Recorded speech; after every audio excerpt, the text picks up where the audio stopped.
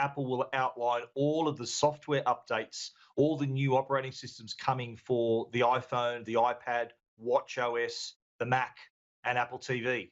And this is an occasion where usually developers are gathering to hear all this information, so they know that all these new upcoming features for all these new software platforms for all of Apple's products, they can then go ahead and develop and utilize these new features. It's a massive networking event for developers, and it's unfortunately being a virtual event, they won't quite have that same networking capacity that they have with talking to other developers and even mixing with Apple engineers. So that's kind of the attraction for developers. They get to show their code to Apple. But the event, apart from the software updates, there's a possibility of seeing some hardware introduced as well. It's not uncommon for Apple to use the Worldwide Developers Conference to introduce some new products. Back years ago in 2010, Steve Jobs actually introduced the iPhone 4 at the Worldwide Developers Conference. I'm not saying that Apple will introduce the iPhone 12 at next week's event, but there are rumors of new improved iPad models, and there's also a strong reports about a totally redesigned iMac. So that's Apple's desktop computer. It's basically had the same design for several years, and the word is that they may unveil that at the event and be the first time that that's been redesigned for quite some time. But expect there to be plenty of announcements, definitely on the software side, and pointing at new features that we could use with our iPhones and iPads and watches and also our Macs, but also keep an eye out too for those hardware announcements as well. Yeah, it sounds fascinating. Can't believe it was 2010 the iPhone 4 came in. Apple's App Store ecosystem generated $500 billion in billings in sales last year. But what type of apps made the most money, Steve? Yeah, this is incredible figures, like the App Store economy, and we're talking retailers that have apps. We're talking about digital services, even like physical stores. But with the coronavirus, a lot of people were there. They had no option but to use their mobiles. They call it M-commerce, mobile commerce, that really drove a lot of these sales. But $519 billion was the actual figure. And not all of that went to Apple, by the way. 85% of that figure went to third-party developers and online businesses. So it's a situation where a lot of people are benefiting from this massive App Store ecosystem. The most popular apps were retail apps. So that generated $268 billion just there.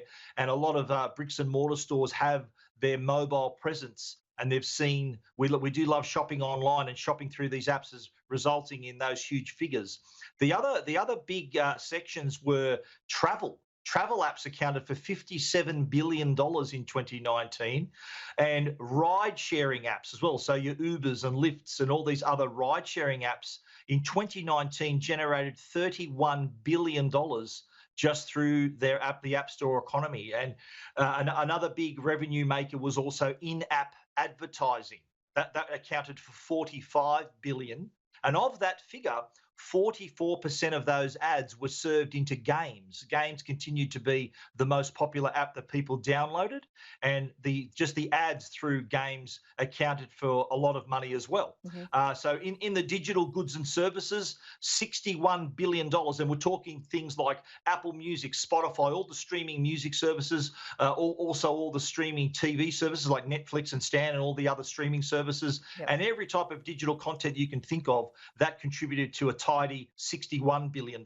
Unbelievable. No doubt for 2020, the food delivery apps will be high on the agenda. And finally, just quickly, house energy bills are unfortunately set to double for most people after months of working from home, learning from home. Not good. That's right. Yeah, we've spent a few months with these restrictions. So that meant that we didn't go to work, we didn't go to school, we didn't go to the movies, we stayed home, we worked from home, we learned from home, we entertained ourselves, we streamed more content than we ever did. But unfortunately, we also use a lot more electricity in that period as well. There was a study done by Natural Solar, naturally a company who wants to illustrate the fact that if you do, the winners would be a person who had solar panels and a battery. Their study showed that in 2019, March last year, that we used 513 kilowatt hours on average, and that equated to about 16 kilowatt hours per day. Fast forward to March 2020, and that figure leapt up to 1,052 kilowatt hours, which works out to be 34 kilowatt hours per day, which is more than double. It's a 105% increase.